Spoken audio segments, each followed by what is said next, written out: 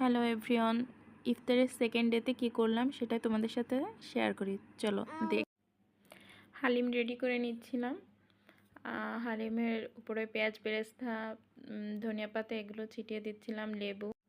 হালিমটা Mina super shop থেকে আনা হয়েছিল, অতটা ভালো লাগেনি। এটা কি আনার মানে একটু ঠান্ডা হয়ে গেছিলো, এর জন্য ভালো লাগেনি না, আসলে কোয়ালিটিটা ওইভাবে মেনটেন করেনি।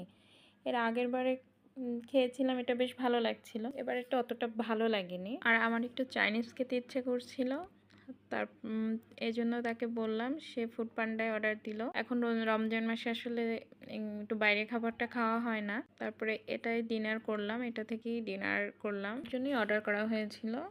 দেন আমি এটা থেকে ডিনার সেরে নামাজ পড়লাম। Please like, comment, share. Thanks for watching. আল্লাহ হাফেজ, টাটা।